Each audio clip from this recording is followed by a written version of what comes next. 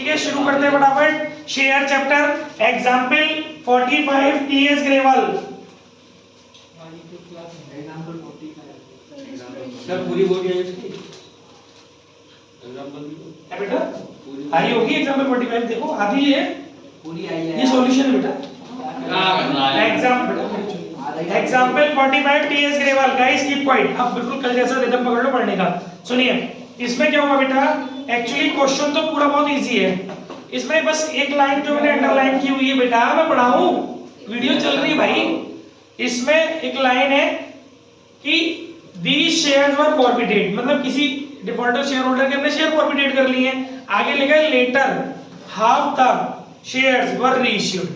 ये भी कोई दिक्कत नहीं है भाई, ये तो कॉन्सेप्ट आपको मैंने कल कराया था कि जितने शेयर हमने फॉरफिटेड किए उससे कम शेयर हमने रीइश्यू किए हैं। Half share were the reissued as fully paid up and 20,000 were transfer to capital reserve. देखो ये क्वेश्चन मैंने क्यों चूज किया है, इसमें वाकई बहुत इजी है। सिर्फ एक्चुअली हो क्या गया है कि कितने रुपए पर हमने शेयर रीइश्यू किया है ये इंफॉर्मेशन नहीं दी, थोड़ा सा पजल्ड कर दिया है क्वेश्चन को।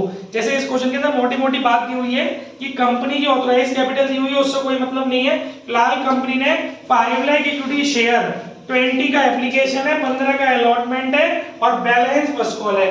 एप्लीकेशन पर 20, अलॉटमेंट पर 15 और फर्स्ट कॉल पर हो गए 15, क्योंकि 50 रुपए का शेयर है। ठीक है, इसमें एक शेयर होल्डर है जिनके पास 4000 शेयर्स हैं, उन्होंने फर्स्ट एंड फाइनल कॉल नहीं दी है और कंपनी ने उनके शेयर फॉरफिटेड कर लिए हैं। तो यहां तक तो कोई दिक्कत नहीं है। अच्छा एक बात बताओ, फॉरफिटेड करेंगे तो फॉरफिटेड शेयर में अमाउंट कितना आएगा? मैंने आपको बोला था कि जितना वो दे चुका है, राइट। कितने शेयर्स हैं? 4000। क्या नहीं दे पाया है वो? First and final call. तो क्या दे चुका है वो? एप्लीकेशन और अलॉटमेंट। तो 35 रुपए से मल्टीप्लाई करोगे तो ये वो चीजें जो आ गई होगी, है ना। तो कितने आ गए बेटा हमारे पास? 14,000, 1,40,000। ये हो गया आपका फॉरफिटेड शेयर्स का अमाउंट। आई होप समझ में आ गया होगा। इसके बाद रीइश्यू। रीइश्यू कितने पे किया है? हाफ शेयर रीइश्यू किए हैं, यानी कि कितने शेयर इश्यू किए हैं? 2000। तो 2000 शेयर रीइश्यू किए हैं, नहीं पता कितने पे किए हैं, पर ये पता है कि कैपिटल रिजर्व में 20 शेयर डाले हैं। देखो भाई अब समझो, आपने पहले तो हाफ शेयर रीइश्यू किए हैं, तो फॉरफिटेड शेयर फॉर 2000 शेयर्स वो कितना हो जाएगा? 1,40,000 का डिवाइड बाई 4000 इनटू 2000, क्योंकि ये 4000 शेयर पर जनरेट हुआ है ना, और हमें 2000 शेयर का यूटिलाइज करना है, तो ये हो गया 70,000। ठीक है रियान जी, समझ में आ गया। 70,000 हम यूज कर सकते हैं। आपने कैपिटल रिजर्व में कितना डाला? 20,000। इसका मतलब आपने यूटिलाइज कितना किया? 50,000। ठीक है, और इसमें लिखा हुआ है fully paid up. Fully paid up का मतलब ये कि आप एंट्री करोगे bank debit forfeited share debit to share capital. जब बात फुल्ली पेड अप की हो रही है तो फुल वैल्यू से मल्टीप्लाई होगा। कितने शेयर रीइश्यू किए? 2000 शेयर और 50 रुपए की फुल्ली पेड अप वैल्यू है।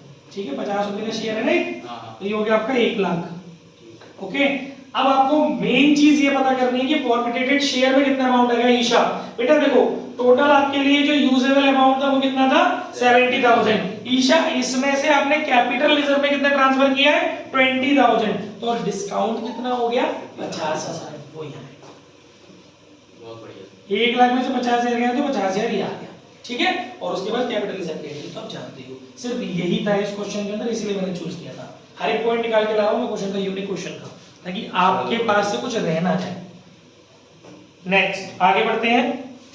इसके बाद एक एंट्री और होगी, वो मैंने करी नहीं है, बुक में कंबाइन कर दी है, आप कर ही लेंगे। एक और एंट्री होगी forfeited share account debit to capital reserve 20,000 की, तो बुक में जोड़ के कर दिए दोनों एंट्रियों को, तो उसे देख के पजल्ड मत होना। बुक में जोड़ दी है मैंने, अलग अलग करनी है।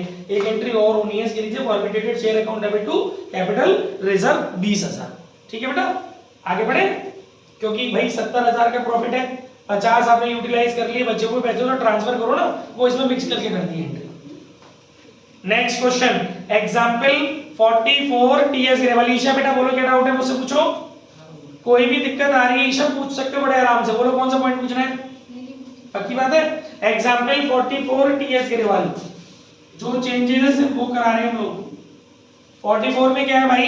44 में ईशा, इसमें बेटा क्वेश्चन पूरा इजी है और आपने खुद से करना है, बस मैंने अंडरलाइन कर दी, इसमें लिखा हुआ है द बैलेंस व्हेन रिक्वायर्ड। इसका मतलब देखो स्टेटमेंट मैंने आपको ये क्यों अंडरलाइन करके दिया है, कई बार जल्दीबाजी में बच्चे क्या करते हैं, जब ये बैलेंस वर्ड देखते हैं ना तो बस बैलेंस देख के खुश हो जाते हैं और पूरा क्वेश्चन कर जाते हैं। जैसे हमारी जो फेस वैल्यू है शेयर की वो 10 रुपए है और उसमें भी 3 रुपए का प्रीमियम समझो, ठीक है। अब एप्लीकेशन पर 4 रुपए बोल रहा है वो, अलॉटमेंट पर 5 रुपए इंक्लूडिंग प्रीमियम, यानी 4 रुपए की एप्लीकेशन, 5 रुपए की अलॉटमेंट इंक्लूडिंग प्रीमियम, 3 रुपए का तो प्रीमियम जुड़ा हुआ है, यानी कि 5 में से 3 प्रीमियम के गए तो 2 रुपए की हो गई अलॉटमेंट। तो टोटल कितने हो गए, 4 रुपए की एप्लीकेशन, 2 रुपए की अलॉटमेंट, 2 रुपए की फर्स्ट कॉल, कितने हुए 4 और 2 6 और 2 8 एंड बैलेंस। तो आप बैलेंस कितना बचा 2 रुपए। तो आप जल्दबाजी में क्या करोगे मालूम है, जब आप टेबल बनाओगे आप सोचोगे 2 रुपए भी मांगे घंटा, इसमें लिखा है बैलेंस व्हेन रिक्वायर्ड। 2 तरह के स्टेटमेंट होते हैं, कभी कभी लिखा होता है and rest on balance and balance on final call, ऐसे लिखा होता है। जब ऐसे लिखा है बैलेंस ऑन फाइनल कॉल तो फाइनल कॉल मांगी गई है, ड्यू भी करेंगे फाइनल कॉल और रिसीव भी करेंगे। लेकिन जब ये लिखा हुआ है बैलेंस व्हेन रिक्वायर्ड, इसका मतलब फाइनल कॉल की ना तो ड्यू करनी है ना रिसीव करनी है, क्योंकि कंपनी को जब जरूरत होगी फाइनल कॉल जब मांगेगी, अभी नहीं मांग रही।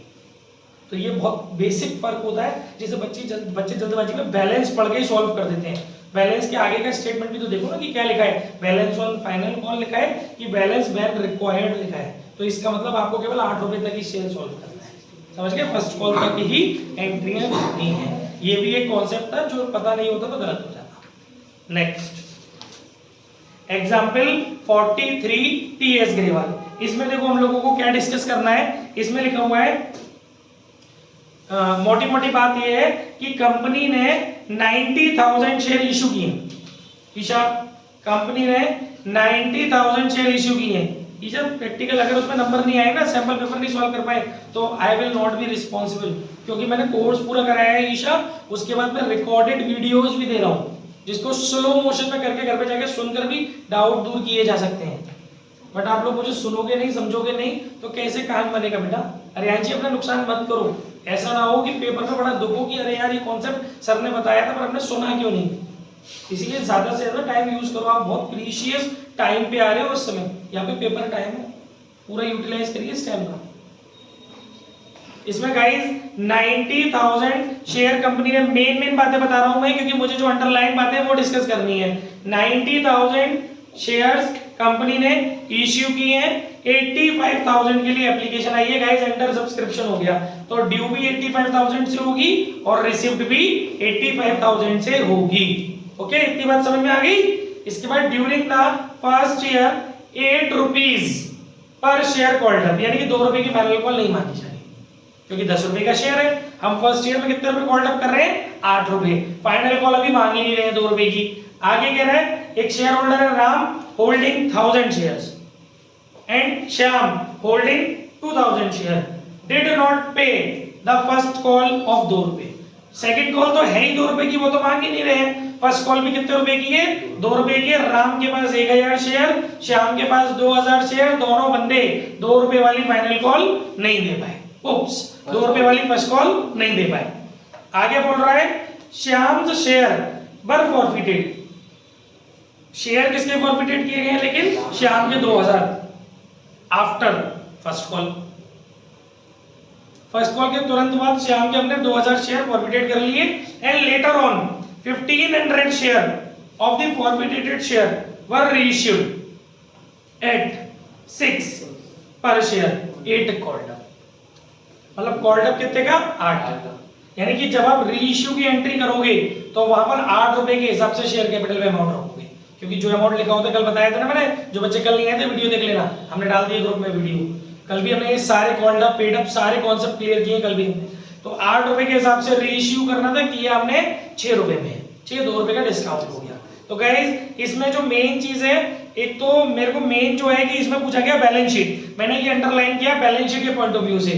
तो बैलेंस शीट को थोड़ा सा समझ लेते हैं क्योंकि पजल्ड सी चीजें हैं। देखो जब आप बैलेंस शीट बना रहे होंगे, आप मेन हेडिंग डालोगे इक्विटी एंड लायबिलिटी, उसके अंदर हेडिंग डालोगे, सॉल्यूशन मैंने भेजा आपके सामने, उसके अंदर हेडिंग डालोगे शेयर होल्डर फंड, उसके अंदर हेडिंग डालोगे शेयर कैपिटल, उसके आगे डालोगे नोट नंबर 1, उसके बाद नीचे ले जाओगे notes to account, notes to account में सबसे पहले लिखोगे शेयर कैपिटल, वहां लिखोगे ऑथराइज्ड कैपिटल, वो इस क्वेश्चन में दी हुई है कितनी है 1 lakh share of rupee 10 each 10 lakh.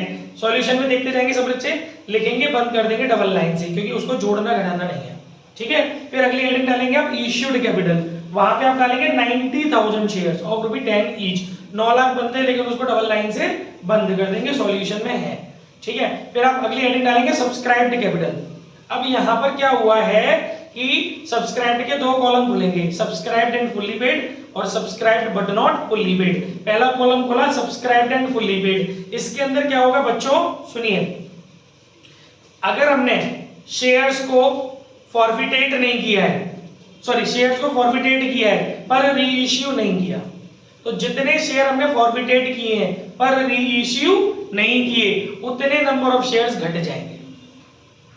और अगर हमने शेयर्स फॉरफिटेट ही नहीं किए तो वो जाएंगे subscribed but not fully paid में।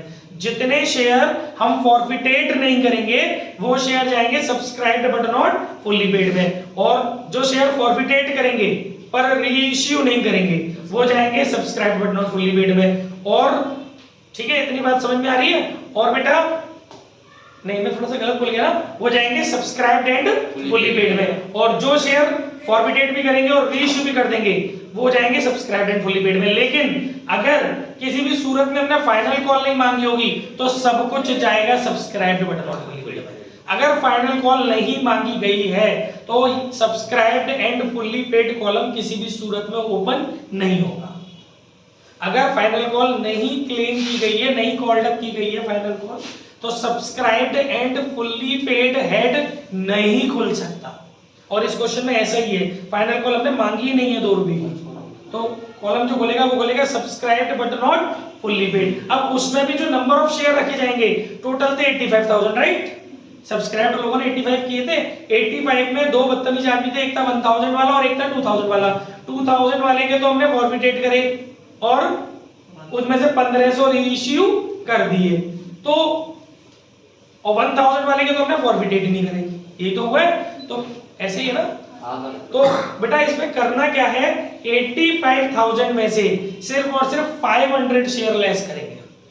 क्यों? क्योंकि जितने शेयर फॉरफिटेट किए जाएं और रीइश्यू ना किए जाएं सिर्फ उतने ही नंबर ऑफ शेयर में से घटते हैं हमेशा। 2000 शेयर फॉरफिटेट किए गए लेकिन 1500 तो फॉरफिट रीइश्यू कर दिए गए।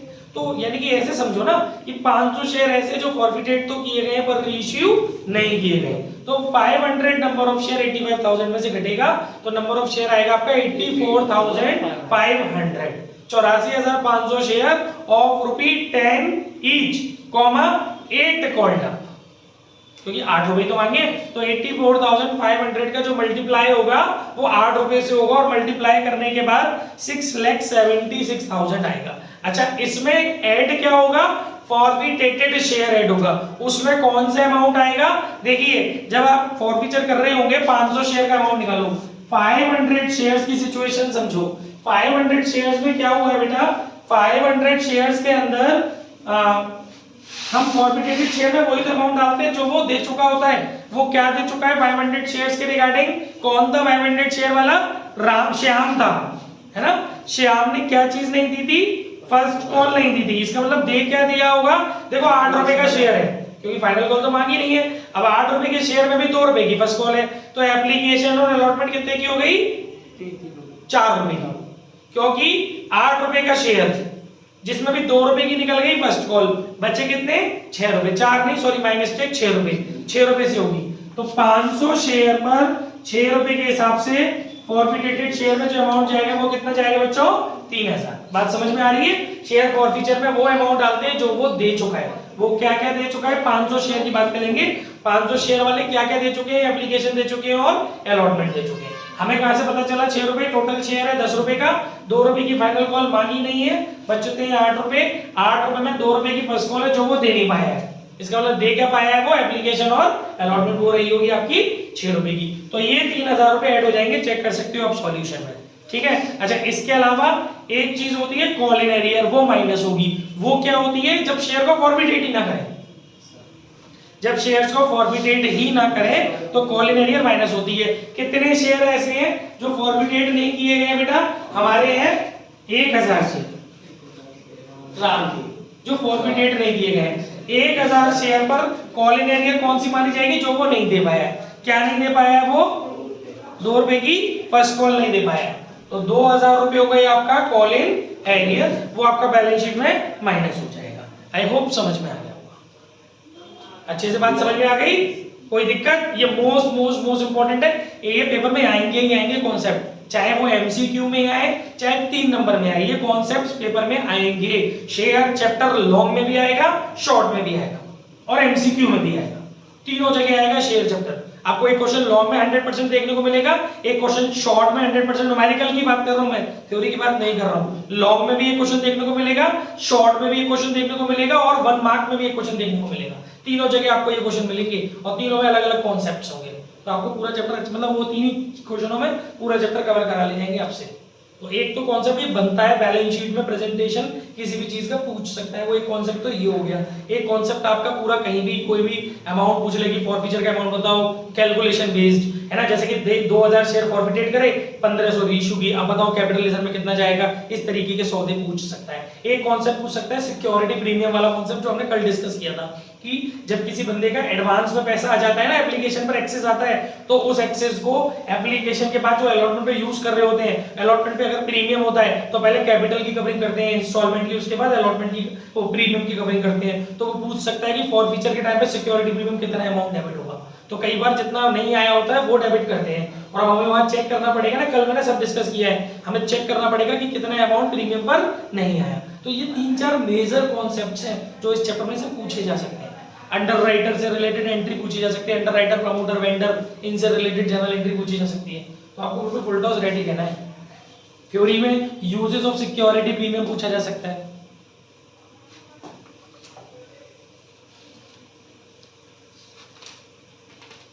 अगला क्वेश्चन भेजा है मैंने, पॉज करो। नहीं, बहुत सारे क्वेश्चन है मेरे पास। ओके गाइस, अगला देखिए एग्जांपल 41 टीएस ग्रेवल। ठीक है, ध्यान से सुनेंगे। आ गया ग्रुप में एग्जांपल 41 टीएस ग्रेवल। देखो इसमें, देखो ये मेरे को बहुत उम्मीद है कि इस टाइप का क्वेश्चन आना चाहिए वाला। तो इसमें मैं आपको कुछ पॉइंट्स बता रहा हूं, ध्यान से सुन ले एक ही बार में। एक्चुअली हुआ क्या है, स्टार लिमिटेड एक कंपनी है जिसने 10,000 शेयर इश्यू किए हैं। 10 रुपए का एक शेयर है, 3 रुपए एप्लीकेशन पर, 4 रुपए अलॉटमेंट पर, 2 रुपए फर्स्ट कॉल पर और बाकी का सेकंड कॉल पर। तो कितने कितने हो गए? 10 में से 3 और 4 7 और 2 9, यानी कि एप्लीकेशन पर हो गए 3 रुपए, अलॉटमेंट पर 4, फर्स्ट कॉल पर 2 और सेकंड कॉल पर 1 रुपया। ठीक है, अब इसके बाद इसने आगे इस क्वेश्चन में बोला हुआ है कि out of total share 500 share were forfeited, total में से 500 शेयर फॉरफिटेट कर लिए गए हैं। Calculate the maximum permissible discount. एक तो आपको ये बताना है कि री इश्यू पर मैक्सिमम डिस्काउंट कितना ग्रांट कर सकते हैं आप, एंड मैक्सिमम री इश्यू प्राइस, सॉरी मिनिमम री issue price at the time of री issue in the following cases. देखिए मिनिमम री इश्यू प्राइस का मतलब होता है कि इतने से कम हम नहीं जाएंगे री इश्यू करने, और मैक्सिमम डिस्काउंट होता है कि ज्यादा से ज्यादा इतना डिस्काउंट हम दे सकते हैं। अलग अलग कंडीशंस में अलग अलग पिक्चर है। ठीक है, शेयर्स है 500 जो ने हमने फॉरफिटेट करके रीइश्यू किया। पहली कंडीशन, ईशा ध्यान दो, पहली condition, if shares were forfeited for non payment of second call. Isha, second call का पेमेंट नहीं हुआ तो बेटा सेकंड एंड फाइनल कॉल एक ही है ना, सेकंड एंड फाइनल कॉल का पेमेंट नहीं हुआ। तो बच्चों एक बात बताओ, 500 शेयर पर सेकंड एंड फाइनल कॉल नहीं आई तो आ कितना गया? 9 रुपए आ गए। टोटल कितने का शेयर है? 10 रुपए का। फाइनल कॉल कितने रुपए की है? 1 रुपए की, यानी कि 1 रुपया नहीं आया तो आ कितने गए? 9 रुपए। तो देखो जितने हम पे आ गए होते हैं वो हम यूज कर सकते हैं एज अ मैक्सिमम डिस्काउंट। तो इस क्वेश्चन में अगर वो पूछ रहा है कि मैक्सिमम डिस्काउंट कितना हम दे सकते हैं? 9 रुपए। और जो हम पे नहीं आया है वो हम रखते हैं मिनिमम इश्यू री इश्यू प्राइस। तो 1 रुपया होगा मिनिमम री इश्यू प्राइस। आगे बात समझ में? ₹9 तक का डिस्काउंट हम किसी दूसरे को दे सकते हैं। तुमसे शेयर छीन के किसी दूसरे को री इश्यू कर रहे हैं तो उसे ₹9 तक री इश्यू कर सकते हैं डिस्काउंट पे, और यानी ₹1 एटलीस्ट उससे लेंगे ही लेंगे। क्लियर है? Second condition, if share were forfeited for non payment of first call and second call, मतलब ना तो फर्स्ट कॉल आई है अब ना सेकंड कॉल आई है, तो आया क्या है 3 और 4 7, तो मैक्सिमम डिस्काउंट हो गया ₹7 और मिनिमम री इश्यू प्राइस हो जाएगा ₹3। Third condition, if the share were forfeited for non payment of allotment first call and second call and final call, यानी कि 4 और 2 6 और 1 ₹7 तो हो जाएगा डिस्काउंट, नहीं री इश्यू प्राइस, क्योंकि वो आया नहीं है ना, और जो आया है यानी कि ₹3 वो हो जाएगा मैक्सिमम डिस्काउंट। समझ में आ रहा है? फोर्थ कंडीशन, अब ये ध्यान से सुनना, fourth point, if share were forfeited for non payment of allotment and first call and final call is not yet made, final call आपकी मांगी नहीं गई है, तो फाइनल कॉल तो हटा दो ₹1 की, तो कितने बचे 3 और 4 7 और 2 9, जिसमें एप्लीकेशन तो आई है लेकिन अलॉटमेंट नहीं आया और फर्स्ट कॉल नहीं आई है। तो बच्चों आपको एक बात बताऊं, आपके पास आया क्या है? सिर्फ एप्लीकेशन, एप्लीकेशन कितने रुपए की? ₹3 की, तो जो डिस्काउंट दे सकते हो वो आप दे सकते हो ₹3, तो मिनिमम री इश्यू प्राइस कितना हो सकता है? अभी तो वो फाइनल नहीं है, सेकंड कॉल फाइनल है, लेकिन वो उसको कंसीडर करना पड़ेगा, क्योंकि हमें हर वो सिचुएशन समझनी पड़ेगी जो हो सकती है। तो अगर वो ये बोलते कि साहब फुल्ली पेड, तो फिर वहां तो ₹10 के हिसाब से हो गया ना शेयर, इसीलिए उस बात को कंसीडर करके, इसीलिए तो ये पॉइंट उठाया मैंने कि बच्चे मालूम है आप लोग क्या गलती करोगे इसमें, ये वाला पॉइंट बन सकता है एमसीक्यू में, क्योंकि यूनिक हो गया। इसमें वो पूछ रहे कि मिनिमम री इश्यू प्राइस, तो आप क्या सोचोगे सर फाइनल कॉल तो मांगी नहीं है, तो ये हो गया 4 और 2 6 घंटा ₹7, इससे कोई मतलब नहीं फाइनल कॉल, क्योंकि जब कंडीशन की बात हो रही है कि मिनिमम कम से कम कितना चाहिए ₹7, क्योंकि री इश्यू प्राइस का मतलब है कि आज नहीं तो कल मांगेंगे तो सही ना, उसने ये थोड़ी ना बोला है कि री इश्यू के टाइम पे पूरे एक साथ ले लो, जैसे हम री इश्यू कर रहे हैं तो उससे हम वो भी तो मांगेंगे आगे की इंस्टॉलमेंट, तो उससे चाहिए तो होंगे ना हमें, तो री इश्यू प्राइस कितना होगा ₹7। ठीक है, ऐसे ही एक और कंडीशन है, if shares were forfeited for non payment of first call नहीं आई, second yet not made, second मांगी नहीं है, फर्स्ट कॉल नहीं आई, तो आ गया क्या 3 और 4 7, तो मैक्सिमम डिस्काउंट जो हो जाएगा वो हो जाएगा 7 और मिनिमम प्राइस हो जाएगा वो हो जाएगा 3। आई होप समझ में आ गया होगा। चलिए इसी के साथ आगे बढ़ते हैं गाइस। टीएस ग्रेवाल से आपका फॉरफीचर और रीइश्यू कॉन्सेप्ट फिनिश हो गया। डीके से कुछ कॉन्सेप्ट है मैंने अभी लगाए हैं, डिस्कस करता हूं, लेकिन जब तक एक काम कर लेते हैं हम लोग थोड़ा सा 2-3 पॉइंट डिस्कस कर लेते हैं। मैंने आपके पास क्वेश्चंस भेजे हैं, ये क्वेश्चंस है आपके regarding issue of shares share issue consideration other than cash, वो उसमें 2-3 पॉइंट है वो डिस्कस कर लेते हैं। अब सबसे पहले आप देख रहे हैं, देखो कवरेज हो रही है, अब हम देख रहे हैं example 36 DK, oops example 36 TS Grewal. Guys question में पढ़ रहा हूं, ध्यान से सुनेंगे। K limited took over the assets of ₹15 lakh and liability of ₹5 lakh of P limited for a purchase consideration of 13,68,500। यानी हमने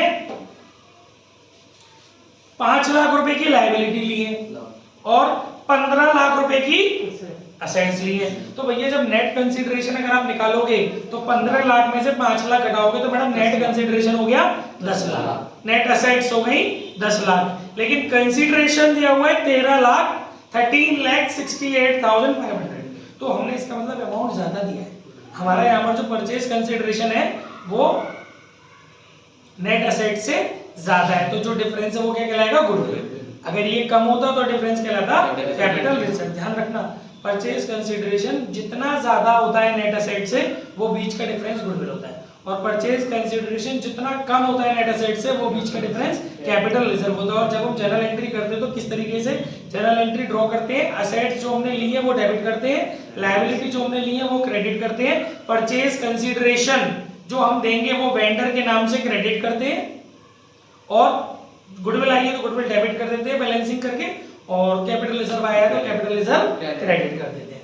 ठीक है, तो एक तो ये पॉइंट है, तो इसकी एक एंट्री तो यही वाली जो मैंने अभी आपको बताई वो हो गई। ठीक है, इसमें गुडविल आ रही है 3,68,500। गाइस ये तो हो गई बात खत्म, ये हुई एंट्री, मतलब बिजनेस मतलब असेट्स और लायबिलिटी टेक ओवर करने की। अब जो 13,68,500 रुपए का परचेज कंसिडरेशन है, हमें उसका पेमेंट कैसे करना है, अब हमें ये समझना है। 13,68,500 रुपए का जो परचेज कंसिडरेशन है, हमें इसका पेमेंट कैसे करना है, अब हमको ये समझना है। और इसके लिए हम क्या करेंगे, देखिए इसमें लिखा है 25,500 रुपए वर paid by issue a promissory note in favour of P limited payable after 2 month. एक तो हमने उसको प्रोमिसरी नोट दे दिया है, और बाकी का जो अमाउंट है, balance was paid by equity share 100 each at a premium of 25%। Guys हमें जो पेमेंट देना था वो देना था 13 लाख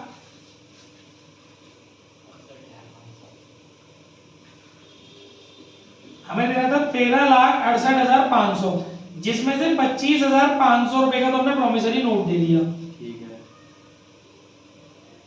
अब आपके बच्चे 13,43,000, बात समझ में आ रही है। ये जो 13,43,000 बचे हैं, इसका हम लोगों ने क्या करा, एक शेयर 100 रुपए का है 25 रुपए के प्रीमियम पर, तो 125 का डिवाइड लगाएंगे तो जितने शेयर हम इश्यू कर रहे हैं वो निकालेंगे,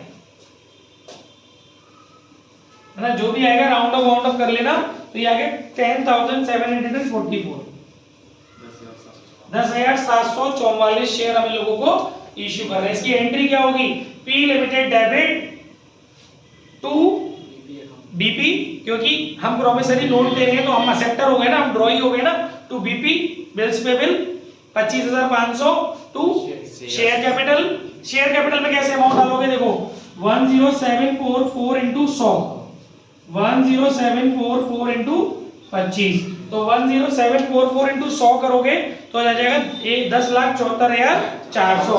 लेकिन जब 10744 इंटू 25 करोगे तो ये आएगा 2,68,600। ये आप किसके आगे डाल दोगे, सिक्योरिटी प्रीमियम। और इसमें एक चीज और ध्यान रखना, कई बार ऐसा होता है, जरा इसमें चेक करो पूरा डिवाइड लगा था कि नहीं लगा था, 1343, एक नई चीज बता रहा हूँ, ठीक है। यहाँ तो पूरा नंबर ऑफ शेयर आ गया था ये, है ना।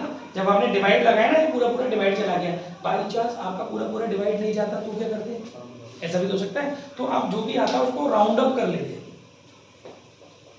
जो भी शेयर आता राउंड अप करना सब जानते हो, पॉइंट के बाद 5 है या 5 से बड़ा है तो एक डिजिट बढ़ा लेते हैं यूनिट प्लेस की, और नहीं है तो उसको हटा देते हैं ना।